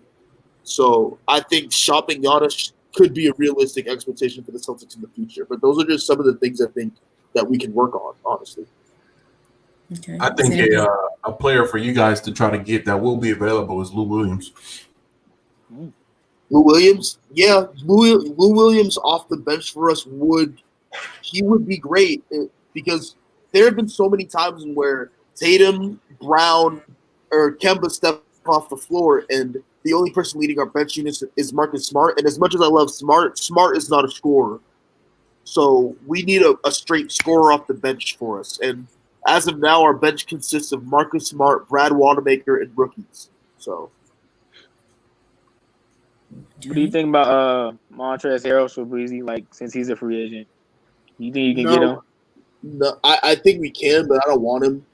He offers the same problem we had with Tice. He's too small. That's the You exact. don't have the money to really get him. Yeah. That's he doesn't really fix anything with Tice. He's too small. He's going to get paid for sure. He's definitely getting paid. Yeah. I think him and Van Fleet are getting paydays this offseason. I think they're going to go to whack teams and just get the money. Bro, you think Van Fleet's leaving? Who? You think Van Fleet's leaving? If they offer him the right money, I think he's going to get like $25 million a year this offseason, bro. Bro, watch New York. The Knicks are going to offer Van Fleet almost the max. That's how dumb they are. Watch out. They gonna get him $30 million over the Knicks. I think that a big for, and that a problem that Bobo brought up earlier. He's right. The big men that want out are in the Eastern Conference, and that's our biggest problem. It was kind of revolutionized by Pop's rule, but teams in the conference don't trade their stars to teams in the same conference.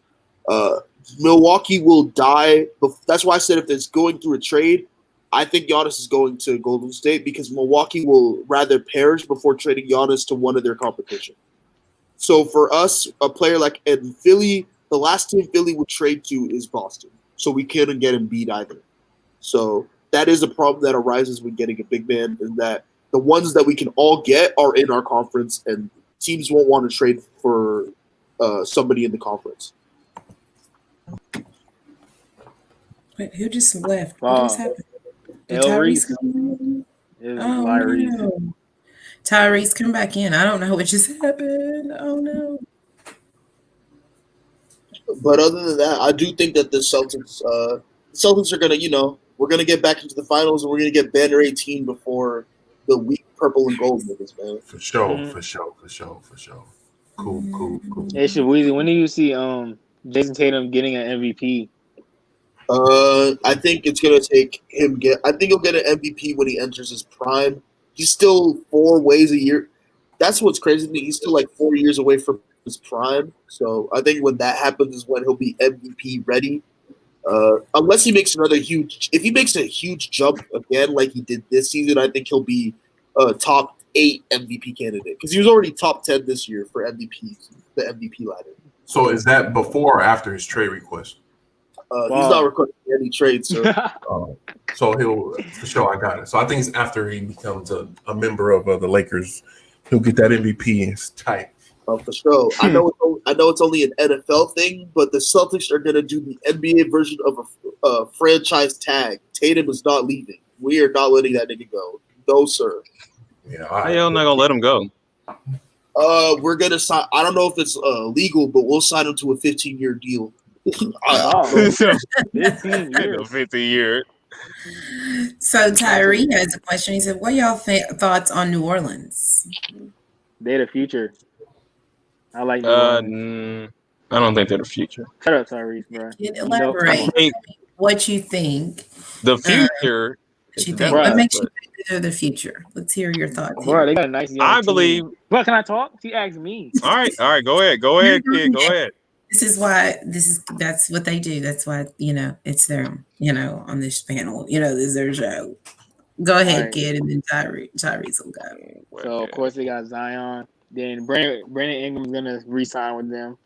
Then Lonzo's becoming better. Like he stepped up midway through the season, and he's gonna be like a a good playmaker for them. And then who else? They got Josh Hart, Jackson Hayes. He's really good too. I think he plays the forward position, right? They just have a nice young team. So I think with the right coaching, maybe in the next 5-6 years, they can become a really good team in the West. So. Okay. Now, Tyrese, what would you like to add? Go ahead, team that Maurice. I believe is the future is the Dallas. He You already got Luke. He asked about New Orleans. He's asking about New Orleans. What do you think about New Orleans? I think, of course, pretty soon they'll probably, maybe if they get the right coach next year, they probably can get into the 8th seed, probably, or maybe just be outside of it. But it all depends on who's the coach is. I really don't have that much faith in Lonzo anymore. I don't think he's not it. Bruh. I don't think. Obviously, you got Zion. Zion is obviously going to improve. He needs to get more in shape and he actually needs to get actually skills and actually stop trying to dunk it because he has really no game to him. Really, it's just all dunks. He doesn't want to be another Blake Griffin. I disagree. Nigga, I am talking. Shut up, nigga. I'm talking. Shut. Hold on, nigga. Hold on. Tyrese, and then we're going to get to Shabuzi. I said, all right, you don't want another Blake Griffin. No. Bro. Nigga. You don't bro. You don't think these niggas similar? Oh no, I do. Sorry. Go ahead. You can go ahead. Okay, I was gonna say, I don't think they're similar in terms of how their skills panned out. Blake in his rookie year, all he could do was dunk, as we saw. He gained skills. I think you're wrong about Zion, bro. Zion actually has good passing skills, and he can kind of shoot. It's not consistent, but he can kind of shoot. Okay, well, you can't claim that. That's inconsistent. It's not shooting. Tyrese. What? You watched his first game where he hit like 6 threes, bro, or like 5 threes. That's the first game. And I don't. That's not a good sample size, kid. I'm talking about a season. One game is not a good sample size. But he can shoot threes a little bit. Like he's gonna get better at that eventually. Quicker than Blake. Okay. With how much they shoot threes in today's game, he'll be he's already a better 3-point shooter than Blake Griffin was at the start of his career. Exactly. And he's also a good, I don't know if y'all remember, Zion played point guard in high school. He's good at passing the ball. He knows how to pass. Even though even though being a facilitator isn't his role, he can facilitate if he needs to. And he's a good rebounder. His second jump is deadly. That nigga's second. He'll out-rebound 7-footers, bro. Bro. His leading ability is crazy. Have you seen him do blocks? You've seen his. Let's see what Bobo thinks. Bobo, what do you think? Are we talking about the Blake Griffin? About New Orleans. What do you think about Blake Griffin 2.0? Shut up. So I'll say this. So the Blake Griffin comparison is pretty decent. Not the best, honestly. We might forget, but Blake Griffin was not just because he could only dunk, but he was a monster coming out of college and high school. His first few years with the Clippers, he was an all-star 4 years in a row. So if Zion makes the all-star team next year, then we got some action. So with him, he needs to drop a ton of weight to me. Personally, all that jumping combined with that weight, it's not going to end up too good for him to me. But I think that'll take care of itself. I think he'll shed the weight. They're obviously going to put him on some sort of program. I'm looking at their roster with their salary cap right now. I think they're going to try to trade. This is a player I totally forgot, True Holiday. I think he gets traded this offseason. And that is who I have going to the Nets personally. I think the Nets will use him as the main point guard, let Kyrie be the 2, and that's just going to be absolutely insane to me. But I see True Holiday getting traded. I think this is a lottery team next year. Lonzo's going to be okay. He's still so young. I think we give up on players way too fast. What is Lonzo? He's a guard that distributes and plays defense. And that's all I would ask him to do. I think the Lakers brought him here for one reason only, and that was because it made sense business-wise. He's not a scorer. He'll never probably be a scorer. He'll be a guy that hits a timely 3 and play lockdown defense and get assists. That's what's going to be his job for the Pelicans. I think Brandon Ingram, I don't know what they're going to do with him. If he walks, I think he goes to Atlanta and plays with Trey. What's his freaking name? Trey Young. Wait, Trey Young, right? Trae Young, Yeah, Trae Young. Yeah, it's great. I think he goes to Atlanta and plays with Trae. So I think the Pelicans are in a place where either they literally rebuild again and they just go with Zion and guys, or they re-sign Brandon Ingram and then let that duo pan out. But I think True Holiday's up out of there, and they're a lottery team. Okay. And Bernard's question, you want to go ahead and add anything before I move on to the next question? Go for it. I was just going to say, I agree with the Drew Holiday point. I was just going to say that Drew seems like the best trade target for the Nets. And Drew and Kyrie in the backcourt Drew is a good defender. Drew makes up for Kyrie's flaws. He's the defender and the playmaker that Kyrie isn't. That is a great trade for the Nets to make, and it's realistic. Like if they re-signed Dinwiddie and then trade Dinwiddie for Drew, that's realistic. What do y'all think about Drew Holiday to the Heat? It matters what they do with Dragic. I think Dragic is going. Personally, I think he'll be on the Lakers next year, but we'll see what happens. Sign him? Yeah, I think he'll take less. Because y'all want everybody, huh? Why is that? Why not? A good guard. I think Rondo is going to take the money somewhere else, and I think we'll get him. So y'all want everybody. Bro, how's that? Everybody. You gotta hate. I'm gonna be what? Y'all do be wanting everybody. Everybody wants everybody. We talking about Gordon and Dragic. We're not talking about Dame. Bro, you said Jason Tatum earlier. Thank you. That's in 5 years, bro. That's fine. Future. Not now. Not finna go to no ugly purple and gold, my nigga. Let's keep it a buck. Green and white is a whack color. What you talking about? Okay, let's go ahead and get to Bernard's question here. He says, how do you think this year's rookies are going to do in their sophomore season? I guess I know that's a little, vague here. Just think about maybe the top 3 rookies, that came in this season. How do you feel that they're going to do going into next year? Ja is going to be a bucket. He's going to go off. Ja's probably my favorite rookie, man. Ja reminds what I think of when I think about Ja is I think Ja is going to be a successful Russell Westbrook. I think he already has better habits than Russell Westbrook coming into the league. He's not Ja will score when he needs to, but he's also doesn't try to force anything when it comes to running the offense. And he's already a better 3-point shooter than Russell Westbrook was coming into the league. I like Ja a lot. I think it's going to be Zion is the best rookie. I mean, he was averaging 24 points as a rookie, and he was only playing 24 games. And then it's going to be Ja, and then third, Tyler Hero, maybe? Yeah. Mm-hmm. Okay. Bobo, what do you think? Kind of the same. I think Ja has a better not taking anything away from Russ. Obviously, he's one of the all-time greats to me personally, but he has a better skill set than Russ. I think Russ, at the end of games, it shows why Durant was up out of there, and it shows why the Rockets are losing. He is not a good player to rely on with the ball in his hands when everything's on the line. And I think Ja will develop into that clutch type of player who has more poise and a better skill, just overall crossover, just his individual game is something personally I think is going to develop into being better than Westbrook on the offensive end. But I think it's going to be obviously Zion, Ja, and then Tyler Hero could be I think he'll be up there. I don't even know who the heck else is in this draft class. Eric Pascal. Kendrick Nunn. Brandon Clark is really good too. That's going to be a great big man in the future. Oh yeah, he's on Memphis too, right? Yeah. So I have Brandon Clark is pretty good actually. He was top 5 rookie this year already, right? If I'm not mistaken. So I think it'll be in that mix. Tyler Hero depends. I think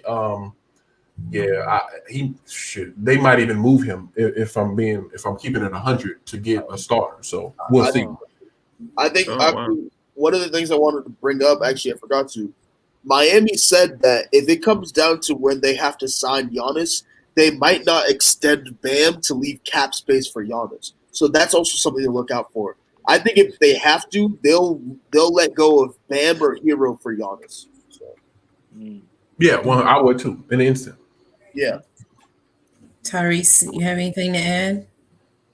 No, it's pretty much that's the top 3 people. You got Ja, you got Zion and Hero. who do y'all think in the probably the next 5 years will have the better career, or the next 10 years, Ja or Zion? Career Ja, because Ja is already the way his team is set up. That young team is going to be ridiculous when they get older and experienced. It's Ja, Brandon Clark, and Jaren Jackson Jr. That's a crazy young team. They're going to be really good when they get older and more experienced. So I just think they're going to win more than the Pelicans are. Okay. We'll get to Tony's question here. He says, do you guys think Ben Simmons can thrive with another team? Let's just start with Bobo and just go to crazy. Absolutely. Ben Simmons, we take away his paralysis on shooting. He's still an excellent freaking player. The dude is a defensive god, one up there with the young defenders. And he's 6'10" ball handler. So you put him in the right place and not give him so much. He can't be your number one guy. That's first of all, not your number one. He needs to be a complementary piece of let's say a big two or a big three. Joel Embiid doesn't work out with him because number one, he's always out of shape. And he just doesn't have that killer mentality to take the pressure off of Ben Simmons. So I think you put him in a place where they have another good guard, another scorer, he's going to be great. I mean, and then let him develop some sort of offensive shooting. Who's going to be a terror? He's what LeBron is without the ultimate skill. He's like a junior LeBron. Like, dang, how can we get him to turn into that? That's what Ben Simmons is to me. Because the dude, once he gets going, he's pretty unstoppable, man. He's good. I mean, even with LeBron, I see the LeBron comparisons, but my thing is credit to LeBron. LeBron always worked on his shooting in terms of LeBron was never scared to shoot the ball in games. And it's one thing if Ben Simmons can't shoot. My problem with him is that he doesn't take jump shots. I give Giannis all the credit because Giannis is a fucking brick, but Giannis will take 4 threes a game if he needs to work on that game. You're not going to get better if you don't practice at it. That's my problem with it, but that's a whole different issue. In terms of, I agree with what Bobo said. I think the perfect team for Ben Simmons is Golden State. If Golden State had Ben Simmons, not only would that help Ben Simmons get the floor spaced for him because he has somebody who also can handle the ball and people that can score around him, but then that also increases Golden State's defensive identity because then they have a ball handler that's also extremely good at defense. He's like Draymond, but taller and younger and more. He's not in his prime yet. He brings the defense, he brings the ball handling, the passing, and he's in the dunk. And if they put him in the dunker spot, that's perfect. That's I think Ben Simmons is a match made in heaven for Golden State, honestly. Kid. I'm trying to think of teams that he could be on, but I think Shabuzi is right with that because around shooters, he's definitely going to be able to play better. And then I think just being in that team and environment, he's going to be confident to shoot more. I just want him to shoot more. Literally, that's all I'm asking. Stop being scared and to shoot. Because we've seen him practice, but it seems like he just don't want to take him in games. So I just want him to shoot more. To be honest, it should not be it shouldn't be on House of Highlights or Bleacher Report when Ben Simmons attempts a three-pointer. You attempting a three-pointer should not be a topic of conversation. Come on. Yeah. That's my whole point. The type of big, I'm just thinking about it because I read the Lakers stuff. The type of big that Ben Simmons needs is like Anthony Davis. Anthony Davis is everything that Joel Embiid can't be for him on the 76ers. Personally, you put him, AD, and get some shooters, that would be insane. So I've seen somebody who mentioned the Lakers. I don't know in this comment. Phil Nation. He said, what about the Lakers? So that works. You have some shooters with that team, yeah. Yeah. Tyrese, what do you think before we move on to Bond's question here? I think I think you're new too. I don't know if you've changed your name, but Mr. Brown, welcome to Kid and Tyrese. Go ahead. Yeah, I think possibly he could be a great fit with Devin Booker, possibly. But I think the spacing of the floor would be much better for him to really be with an actual dominant guard, unlike being that's the problem with JaVale. Not JaVale. Got the nigga name. Nigga, shut up. Got the nigga name. I got his name. Who are you talking about? Yeah. Yeah, I'm talking about the D, nigga. I forgot the nigga name. God damn. But yeah, I think dual wise, that's a little potential if they can find a way to get him to Phoenix, if that's might be a possible destination for Ben Simmons. Okay. Cool. So Vaughn has a question, and actually, it says, "Will the Suns make the playoffs next year? Devin Booker is improving every year." I don't know if we've even. I know No. we talked about Devin Booker a little bit, but I I don't think no. I honestly think they have it on the East. Barely. They're in the West, so no. Mhm. I'm gonna do I'm gonna do like a media hot take, like they be doing ridiculous things. But I'll say this: I think the Devin Booker is more likely to get traded than the Phoenix Suns are to make the playoffs next year. Oh, I think Phoenix would be crazy. I think they'd have to win 2 games to trade Booker. I think they're basing all of their future on him. I think it's crazy. Yeah. I feel like it's the only reason I see Phoenix trading Booker is because Phoenix is not a well-run organization. They might blow up the whole thing, honestly. All it takes is one thing. I want to get traded. That's all it takes. Didn't he say he wanted to play there for a while though, like Kobe or something like that? Come on, bro. That means nothing. You can't believe that. yeah. I've learned the hard way. Don't listen to what players say. Especially Kyrie said he gonna stay in Boston forever. Yeah, I was about to say Kyrie. Yeah, that's how they feel, but they want to win. They want to get there to that point, and then after they realize, oh, we're not going to get there, then they make those choices to leave, and then people go back. Well, you said this, but NBA players lie, though. Yeah. I don't necessarily feel. I feel like in the moment that they believe it, and then they get tired and exhausted, and then they get fed up and frustrated, and then they make decisions, that it's better for them to put them in positions to win. I feel like maybe when they say it, it's not necessarily a lie. Look at Look at. Go ahead, Weezy. Paul George lied. He said, "Oh, I've been a Clipper fan all my life." Nigga, stop lying. He lied with them. He lied with us too. With the Thunder. Yeah. He lied on every team. That sounds like propaganda. Yeah. He lied with us. I was like, what the fuck? Anthony Davis lied. He said, They said, "Oh, AD, it was reported you don't want to go to Boston." He said, No. I'd love to go to any team I'm traded to. That nigga did not want to go to Boston. He lied. He didn't. Yeah. His father said out of his mouth he does not want to go to Boston. Easy W. But I will say this. Fact, big W. Any Knicks fans listening, I give the Knicks the best chance to make a move this offseason than any of that fake stuff the last 5 years. I think this year is the one time where you have so many – I think it'll be so many players trying to move that the Knicks will be a possibility for a trade. Not a free agent. I think for a trade. I think watch out for the Knicks to get one of these guys. Yeah. For no reason. New management, CAA, Leland Rose is now up there. That dude has a lot of connections. I would not sleep on him at all. Before, I would say, yeah, same old Knicks, but that dude is serious. He just wait. What do you guys think about Tom? What do you guys think about Tibbs being the new coach? Do you think that's going to hurt them or help them? Hurt them in the long run for the young players, but He's gonna run them into injury. Yeah. His philosophy is trash, but I think for veterans that want to win quick, I think if they can trade for a star, I think that's going to be a destination. Because it's still the Knicks. Obviously, they ain't won nothing, but it's still a big market. It's still money to be made. Money talks. So we'll see, though. I'm sorry. Go ahead. No, go ahead. Yeah, go ahead. I actually wanted to go. I don't know if there's enough time for it, but I wanted to talk a little bit about that because I remember a big report coming out a week ago, and it was like a think piece, and it was about small market teams are suffering for the next decade because small market teams do not have a lot of the luxuries big market teams have. Yeah. In terms of, they brought up an example of the Lakers, for example.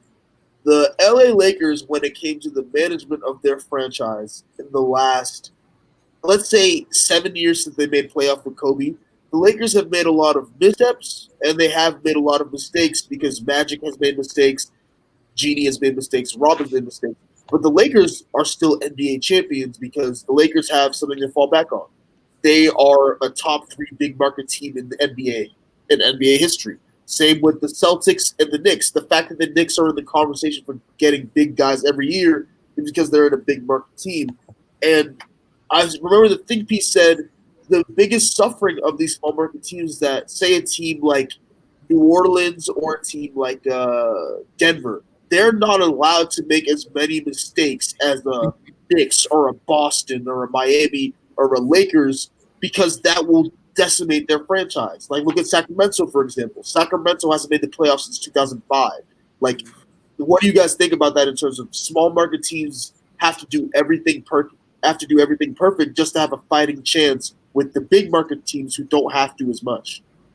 That's a great question. Bobo, we'll start with you. I just think that's all a part of business, and I think that's why you got to be somebody like San Antonio, who's not a big market team at all, but they just did it the right way for the last 20 years and have been consistent. First time they missed the playoffs was this year in how many years? 20 years. So I think it's all about how you draft, and I think it's all about having the right basketball people in your organization. For example, the Knicks are the exact opposite of what the Spurs are. They're in a big market, but they always had the wrong people in the front office, bad draft picks, bad signings, spending all this money in the wrong places. And they've been in basketball hell since 1971 was their last championships. Who the heck knows? But three, I think. They are the opposite of exactly what the Spurs are. And the Bucks were kind of turning into that too as well. Over the last 5 years, they've been drafting well. They let what's his name go, their guard go for whatever reason that is. If they had him this year, I think they would have even they would probably beat Miami. What's his name that went to the Pacers? Brogdon. Yeah, Brogdon. Yeah. They let Brogdon go for what reason? Just because they didn't want to pay him, which is stupidity because they did have the money to it, and it's okay to go into the luxury tax if you want to keep somebody like Giannis. So when you're not willing to risk is why you lose those big players, and then you have a situation like OKC where you came from Seattle into OKC, which is actually a college town, but it turned into a big basketball place because that place was rocking every night when they had KD, Westbrook, and Harden. But then you have a place like them where they also mismanage, and now you no longer have 3 MVPs that came through your system. So it's all about how you manage your markets, no matter big or small. Obviously, if you're the Detroit Pistons, you don't have an opportunity to get guys in free agency, so you got to trade for them like they did for Blake Griffin, or be blessed like the Cavs were for LeBron just to be from 30 minutes away. But it's all about how you draft and how you manage, and then some of it is just bad luck. You're in freaking Milwaukee. Oh well, you're just in a bad location. So you got to be even more thoughtful in your draft process and your coaching and your hires to become that San Antonio, because hey, they don't have a lot of money to spend. They're not in a big market, but they've dominated just as much as the Lakers the last 10 years. So that's how I see it. Yeah, I mean that's what sort of what I was asking in terms of like Denver or San Antonio, for example, are small market teams that had to do everything right and draft well. Like, do you guys think that? What do you guys think of that? Where the Knicks are a horribly run organization, they always make the wrong decision, but at the same time, whenever a big free agent comes up, they're always in the running to be named. The only thing is that they're badly run. Like last year, I want to say KD going to the Knicks was the other side of the coin. Like, that could have happened. It was like an 80% chance that could have happened as well.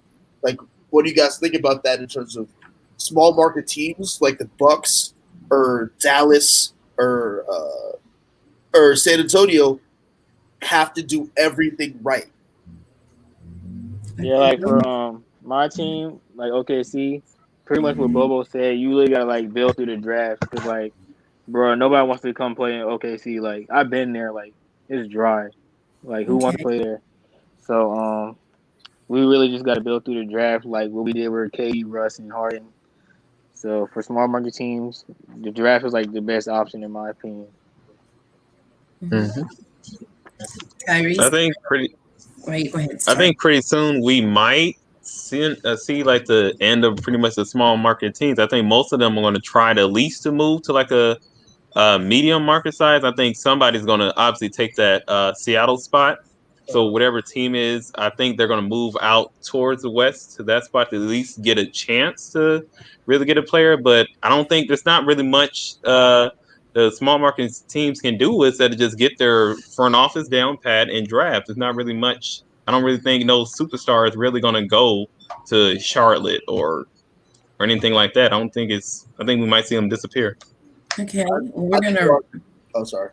No, go ahead, because I'm just saying we've got about 5 more minutes because Jody's going to be going on in in 11 minutes. So I just go ahead and finish that point. I want to read this and just get a quick answer from you all, and then I wanted to ask you and Bobo something real quick before we head out of here. Go ahead, Shabuizi. Okay, I was just gonna say real quick, a Las Vegas team is coming real soon, sooner than I that. always wanted that. Yep, I want to see that. Yeah, that's So, all I think. Mr. Brown just has a quick question. What do you guys think will be the next? Who will be the next face of the league after LeBron, kind of retires? Who do you all think could fill that spot? Moving forward. I feel like they're trying. I feel like the person who it's gonna be and the person who they tried to make it is two different things. Uh-huh. I feel like they're trying to make it Giannis, but Giannis is winning. Giannis is losing in the playoffs every year, and Giannis does have upside to him. But then again, there's only so much before he goes to join up with somebody else to win. I think the person that more naturally it's looking like it's gonna be is Luka. Luka's marketable. He's a great player. He's young. The keys are there for them to be built there. He can be a Dirk or a Kobe, just where he's in the same franchise his whole career because it's his second year. They're already looking like they're going to be good for years to come. I think that Luka's going to be the next face. Okay, Bobo. On the scale of, like, for example, LeBron and Kobe, how it went from Jordan to Kobe to LeBron. I don't think we're going to have that when LeBron leaves immediately. I think we're going to be in that phase of, for example, when Kobe and AI and all of them were young players, and Kevin Garnett, Tim Duncan, Dirk. I think we're going to have that period of time where they're all battling, people are winning championships, and then when they're all in their primes, I'll say let's say 5 years, then we'll have that undisputed, this guy is the guy of the league. But I think for now, we're just going to have a young pot of really good talent for a few years. And then out of that will come, let's see if Giannis gets a few. Let's see if Kawhi gets a few. Let's see who wins the most out of this young pot. And I think the NBA will lean on that more so than they're just one guy, because it's tough to fill those shoes of an MJ, a Kobe, a LeBron that transcends not only basketball, but everything. This person has to transcend business. So we'll see who that is. I don't think there's a guy like that yet. Okay. Kid? For me, like I already said, I said Zion, probably Ja, like Shabuizi said, Luka potentially, Jason Tatum, of course. Yeah, like it's too early kind of right now. Mm-hmm. But I think Zion, I'm really looking forward to Zion right now. I think he's gonna be potentially the face. Okay. Tyrese, what do you think? Well, I don't want to be this person, but it's gonna be Zion. I mean, like, there's nothing to do. They're already picking this nigga. The nigga, I mean, he already just got no. This nigga just got a 2K cover off. It's just a game. Play like 24 it's just a game cover. I mean, that's business though. Zion. Well, I know, but they're gonna they're already marking him already to be that next. That's the best young player to market though. Mm-hmm. I mean, like in terms of marketability, Zion is the most marketable player out of the young players because everybody knows him. He's the most hyped. He is the most hyped NBA prospect since LeBron. So yeah, so you already know it's going to be Zion since marketable. That's the only thing NBA cares about. Are you a Zion hater, Tyrese? Sure, why not? What? Yeah, why not? You look like Zion, bro. yeah, Oh, thanks. You just like Zion. I'm not a. Yeah, I don't. That's I what don't he really was. see anything special about him. So, Kid, that's all you got? That's all you gonna add? Whack. Tyrese Williams. Tyrese, do you have anything else? Because I want to say one or two things real quick before we hop out of here and play this out. No, you can go ahead. You go ahead. Okay, so November 18th, the NBA draft. Kid and Tyrese will be here covering that. And Bobo and Shabuizi, if you are available, I'd love for you all to come. Of course, you don't have to be here for the whole thing. If you all could stop in, I appreciate you both being here and being on this panel. I'm usually not here, but you all gave so much information. Kid and Tyrese, they always bring stuff, but I appreciate you all being here, and this was amazing. I appreciate you guys coming on. And anytime you want to come on, you all are welcome, welcome, welcome, because you all have so much knowledge about, basketball in general. So I appreciate you all being here. Anybody want to say anything before we hop out of here? I just wanted to say thank you all for stopping by. Bobo, before we get out of here. No, just thank you for having me. I love talking basketball, any and then all versions of it. I think it's going to be a fun and exciting year next year. I'll give a few predictions. I think NBA will be back bubble style, but I think it's going to be at certain locations, like one in LA. They'll play at Staples Center. Some teams will play in New York. I think they're going to switch to that, so they'll be back in the stadium. And I think by the time it starts again, we'll be at about 25 to 30% fans. So we'll be back in stadiums. We'll have fans. I think the games will be just as fun. And I just can't wait to see all the trades and the offseason movement. It's going to be a big, big year because 2021 means a lot. And Giannis controls all of it, if we're being honest. So he controls the offseason, and we'll see where it goes from there. Should we be? Thank you for having me. Always have fun being on here. Scoring these things on basketball as I do. Always love talking about ball. Let me know if you need me. I'll have my schedule to come talk about it. I think this NBA season is going to be good. I think niggas is tired of the bubble, so they can't wait to get back to their home arenas. I think the NBA will be back by January, and I think that it's going to be a great season. I have the top 5 teams as the Lakers, the Warriors, the Clippers, the Nets. This isn't in order, by the way. Lakers, Clippers, Warriors, Nets, and that 5th team is a throw-up. I think the 5th team will be either Denver, it'll be either Miami, or it'll be Boston. But other than that, can't wait for the season. Draft night is going to be very fun. I might come and pop out for that because I'm interested to see who's going to get drafted. Yes, please do. Kid, what do you want to say? Y'all got pretty much. Oh, sorry. Go ahead. No, do y'all's little thing. You and Tyrese. Pretty much, like you said, thank you for everybody coming. Shout out to Shaweezy and Bobo. It's very appreciated. I mean, I'm appreciated that y'all come on and stuff. It was tight meeting you, Bobo, like talking to you for the first time. And yeah, thank you for coming on. No doubt, bro. Appreciate it. Tyrese? Yeah, pretty much, thank you, Bobo. Thank you, Shaweezy, for coming on and being on the stream for us. Pretty much like Bobo said, pretty much the bubble will be back. They might try to find a different location, or they might just run it back in Orlando.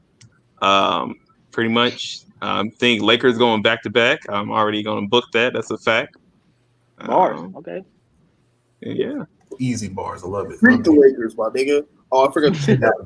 Fuck LA. The thing I'm not worried about is they always get somebody, bro. So it's coming and it's going to happen. Just wait for it. I forgot to say that. Freak LA till I die, my nigga. Till he died. That's the Lakers, bro. You didn't even have to say that. We already know. So, I'm your girl Ashley from A&M Entertainment. And this is Kid and Tyrese, right? You know what? Yeah. We're out. Dude.